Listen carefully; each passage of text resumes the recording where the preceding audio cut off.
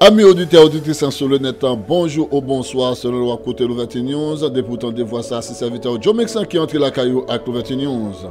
L'ouverture news voit yon Haïti libre. Moi dis nous merci le fait que nous choisissons pour nous tendre écouter l'ouverture news. Pas oublier partager, liker. N'a dit merci pour commentaire. Si c'est la première fois pour écouter l'ouverture news, pas oublier appuyer sur cloche là et appuyer sur toute une façon pour recevoir notification de la nouvelle vidéo. L'ouverture news voit yon Haïti libre. Une autre fois encore, bonjour et bonsoir sur l'ouverture news. Je dis à nous tendez bateau Canada guerre pour entrer en Haïti et toujours à demander intervention États-Unis. Mais il y a un monde qui a bon sens, qui a bon comprendre, il va jamais demander intervention militaire dans le pays d'Haïti. Surtout pour blancs américains. Papa, Jean, ça t'est passé longtemps. Nous avons un documentaire que nous pourrons laisser pour capable suivre, pour comprendre. Les blancs américains étaient débarqués dans le pays d'Haïti. Qui ça t'est passé? Qui ça a été prêt? Dans qui j'ai été quitté Haïti? Bon, c'est jeudi, chaque Haïtien peut jamais camper. Un vrai patriote, pas doit camper pour demander intervention blanc militaire dans le pays d'Haïti. En ce documentaire, ça, pour me savoir qui j'ai bagalaté dans tant longtemps, qui ça t'est passé. En façon pour que au moins, pour yeux nous éclairer, pour nous comprendre. Jean-Président Jovenel Moïse te dit là, il ouvre les yeux nous, pour nous capables de comprendre. Pas oublier sur l'ouverture news, on voit yon Haïti. 17 décembre 1914. 8 marines américains franchissent le seuil de la Banque nationale d'Haïti en début d'après-midi et en ressortent les bras chargés de caisses en bois remplies d'or. Valeur de la cargaison, 500 000 $. Le butin est transporté par chariot jusqu'à la côte sous la garde attentive de soldats américains en civil postés tout au long du trajet. Une fois le rivage atteint, les soldats embarquent la cargaison et rejoignent à vive allure une canonnière stationnée au large. Quelques jours plus tard, leur repose dans la chambre forte d'une banque de Wall Street. Ces faits se sont déroulés en 1914 et sont les prémices d'une invasion d'Haïti à grande échelle. Les forces américaines s'empareront du pays l'été suivant et le dirigeront d'une main de fer sur une durée de 19 ans. Ce sera l'une des plus longues occupations militaires de l'histoire des États-Unis. Après le départ des troupes en 1934, des financiers américains continueront de tenir les cordons de la bourse du pays pendant encore 13 ans. Les États-Unis présentent l'invasion comme une nécessité.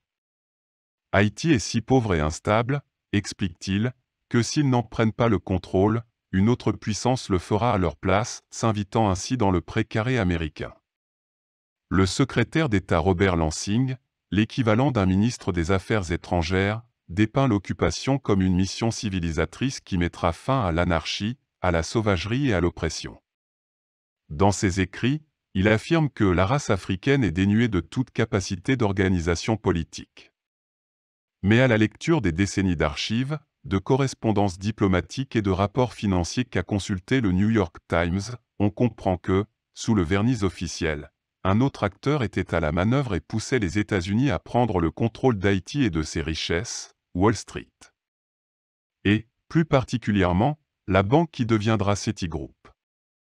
Sous la pression accrue de la National City Bank of New York, l'ancêtre de Citigroup, les Américains évincent les Français, et s'établissent comme puissance dominante en Haïti sur les quelques décennies suivantes. Ils dissoudront son parlement manu militari, massacreront des milliers d'Haïtiens, contrôleront les finances du pays pendant plus de 30 ans, et ponctionneront une grande part de ses revenus pour les reverser à des banquiers de New York. À leur départ, le pays est si pauvre que les fermiers ayant travaillé à les enrichir vivent pour la plupart dans un état de dénuement, proche de la famine, d'après des fonctionnaires des Nations Unies venus sur place en 1949. J'ai contribué à faire d'Haïti et de Cuba des coins où les gars de la National City Bank pouvaient se faire de jolis revenus, se vante en 1935 le général Smedley Butler, un commandant des forces américaines sur Haïti. Il se targue même en 1935 d'être un racketteur au service du capitalisme.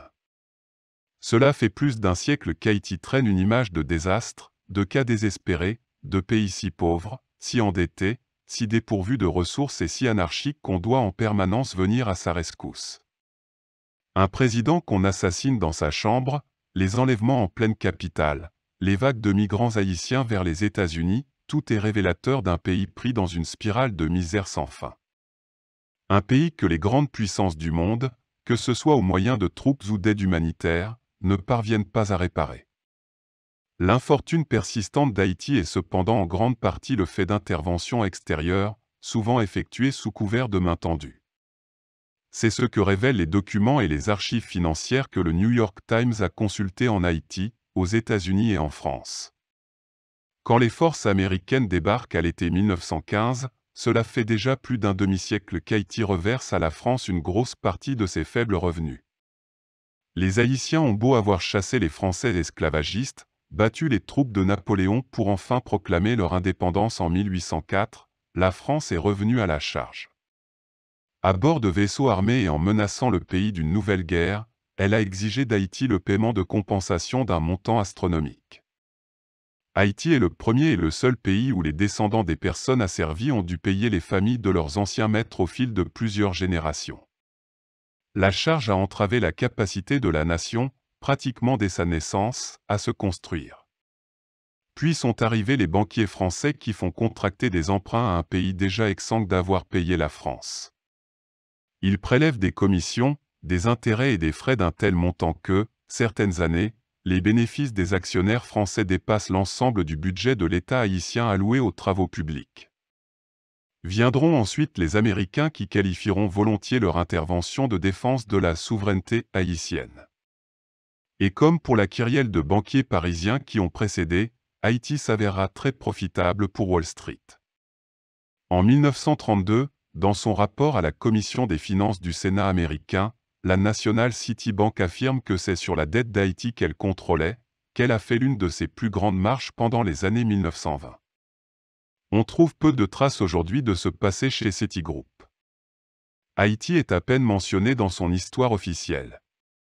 La banque a refusé d'accorder au New York Times l'accès à ses archives et a fait savoir qu'elle ne retrouvait pas d'informations sur certains de ses plus importants prêts à Haïti. Pourtant, d'après la vingtaine de rapports annuels de fonctionnaires américains que le New York Times a pu lire, il apparaît clairement que, sur une période de 10 ans, un quart des revenus publics d'Haïti a été dévolu au paiement de dettes contrôlées par la National City Bank et sa filiale haïtienne. À l'époque, c'est 5 fois le budget des écoles publiques du pays.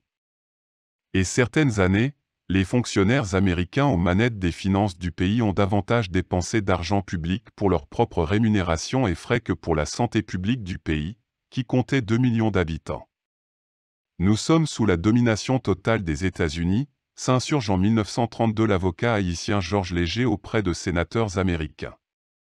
Il leur expose la rancœur qu'inspire aux Haïtiens le contrôle financier et politique de leur pays, pour la seule satisfaction de banquiers new-yorkais. Au départ, les gouvernants américains ne veulent rien savoir d'Haïti et refusent catégoriquement de reconnaître son indépendance. En dépit du fait que des Haïtiens s'étaient battus aux côtés des Américains pendant la guerre d'indépendance, les États-Unis mettront près de 60 ans à reconnaître Haïti, par crainte que son exemple n'incite les populations asservies du Sud-Américain à se soulever contre leur propre maître.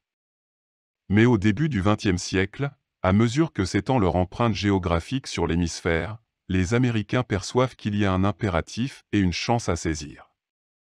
Non seulement ils veulent freiner l'influence européenne dans la région, en particulier celle de l'Allemagne, mais ils prennent aussi conscience de ce que la France sait depuis longtemps, il y a beaucoup d'argent à se faire. Les historiens débattent encore de l'héritage de l'invasion américaine et comment celle-ci a façonné Haïti jusqu'à nos jours. Pour les uns, elle a permis d'imposer de l'ordre dans un pays alors en proie à la violence et au coup d'État. D'autres soulignent que les Américains ont réprimé toute contestation, tiré sur des manifestants civils, commis nombre d'exécutions extrajudiciaires et imposé de longues périodes de loi martiale. Certains historiens citent des bénéfices tangibles, la construction d'hôpitaux, 1200 km de routes nouvelles, l'efficacité accrue de la fonction publique. Mais ils pointent aussi que les Américains ont usé du travail forcé, les soldats attachaient les Haïtiens avec des cordes, les faisaient travailler sans rémunération et tiraient sur ceux qui tentaient de prendre la fuite. D'autres encore estiment que l'expropriation américaine des terres haïtiennes a provoqué l'une des plus inextricables crises contemporaines de la région, à savoir l'émigration continue des Haïtiens. Quand des experts des Nations Unies se rendent sur l'île à la fin des années 1940, peu après la fin du contrôle financier américain, ils trouvent une nation appauvrie dont le retard est encore plus marqué que celui des autres pays et territoires de la région. La plupart des villes n'ont ni rue pavée, ni éclairage public, ni égout. À peine un enfant sur 6 est scolarisé. Les financiers américains avaient été si obnubilés par le remboursement des prêts d'Haïti, y compris ceux que les États-Unis avaient imposés en dépit d'objections véhémentes, qu'une commission d'enquête sur l'occupation nommée par le président américain Herbert Hoover mettra en doute la sagesse de cette ligne de conduite. Il aurait sans doute été préférable, lit-on dans le rapport de la commission publié en 1930, de conserver plus d'argent à l'intérieur du pays, où l'expérience montre qu'il en a grand besoin. Plus d'un siècle après le débarquement des soldats américains, l'ombre des États-Unis plane toujours sur la vie politique haïtienne. Après l'occupation, Washington y a soutenu une série de présidents, dont les Duvalier, dictateurs de père en fils pendant près de 30 ans. Jovenel Moïse, le président assassiné dans sa chambre en juillet dernier, avait lui aussi reçu le soutien public de 2 présidents américains, en dépit de l'avalanche de preuves d'abus de son gouvernement et de la colère des opposants à son régime autocratique. Lors de sa démission l'an dernier, l'envoyé spécial des États-Unis en Haïti Daniel Foote a dénoncé les mauvais traitements subis par des réfugiés haïtiens, tombés sous le fouet de gardes-frontières américains. Une autre de ses remarques a fait moins de vagues, il soulignait les conséquences désastreuses de l'ingérence étrangère en Haïti.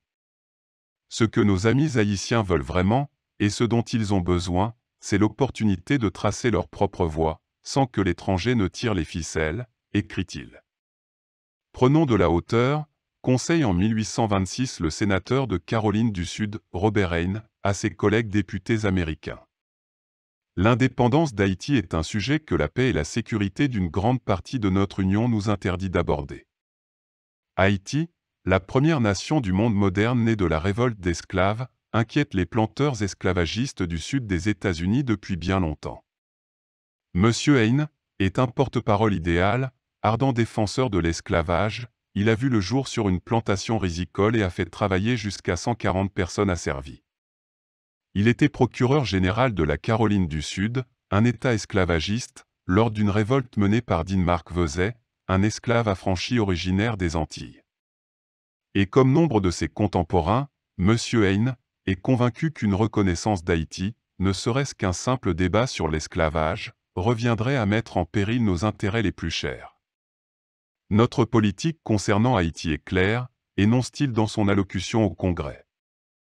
Nous ne devons jamais reconnaître son indépendance.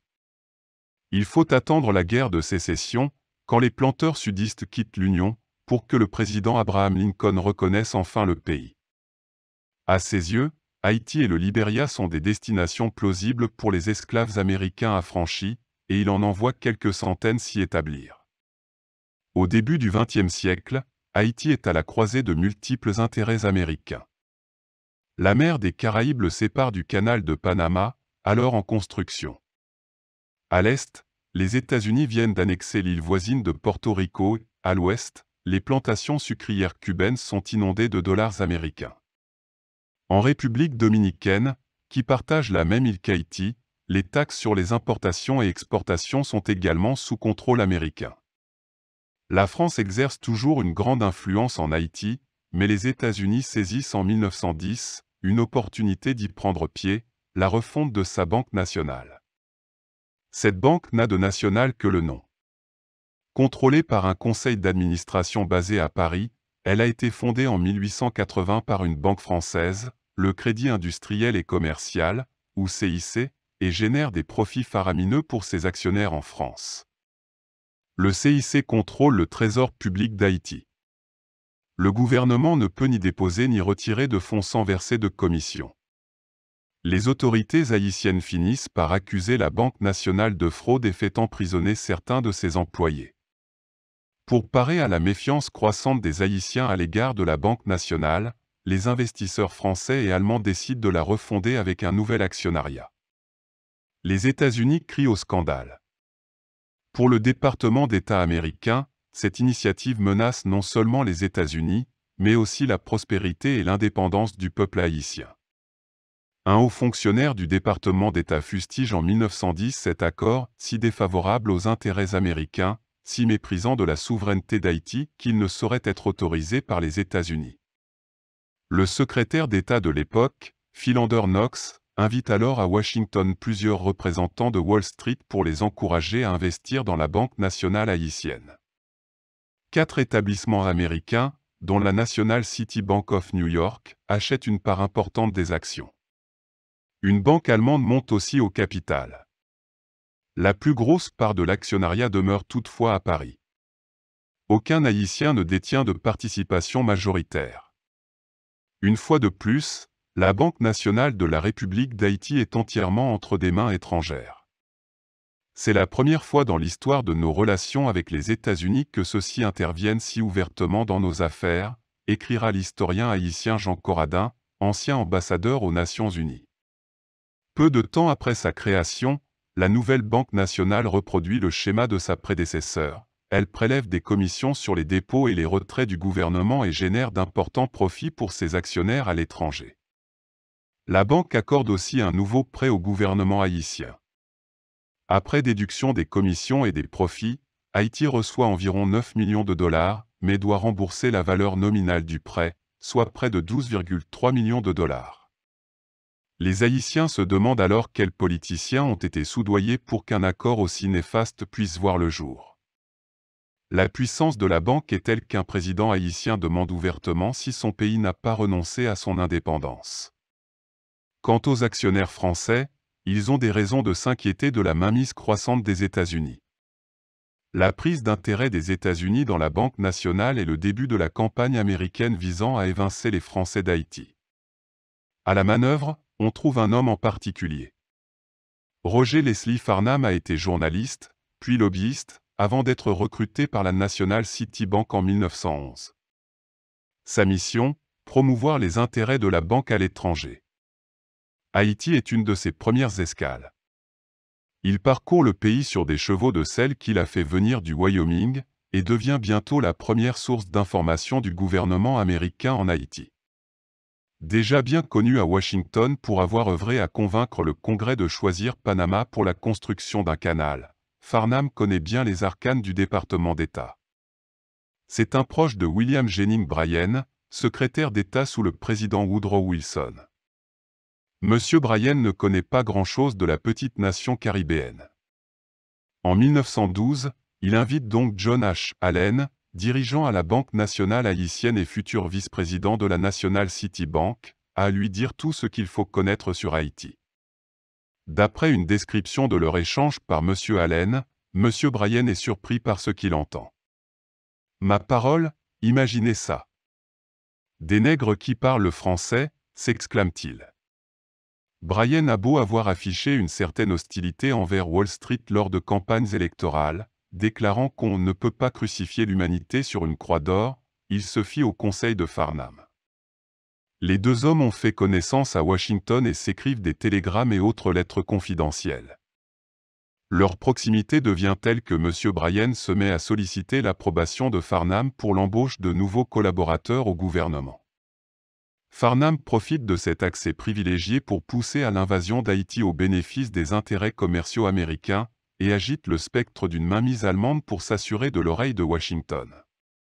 L'emprise de la National City Bank sur Haïti est en pleine expansion.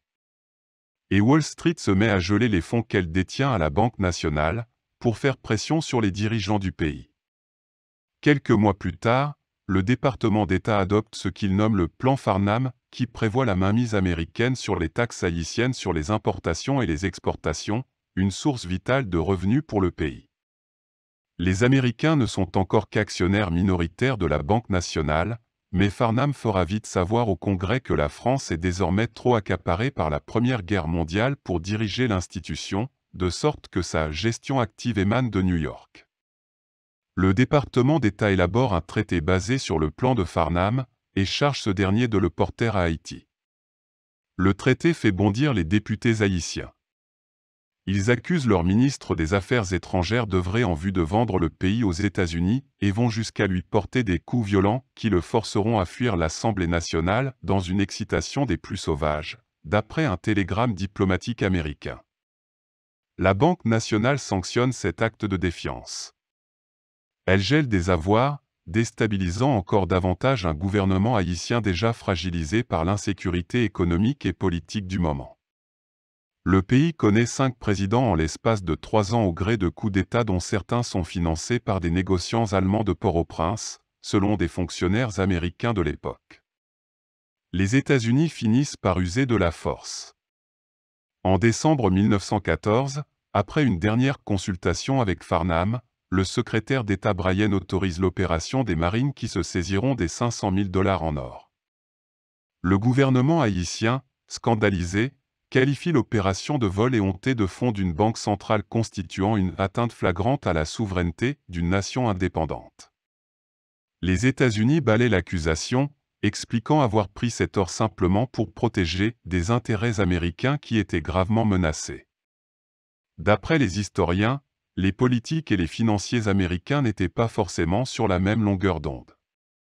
Les relations entre Wall Street et Washington étaient compliquées, explique Peter James Hudson, professeur associé d'études et d'histoire afro-américaine à l'Université de Californie et auteur d'un ouvrage sur les agissements de Wall Street dans les Caraïbes. Il y avait beaucoup de collusion, mais parfois des désaccords. M. Bryan hésite parfois sur le rôle à jouer par les États-Unis en Haïti.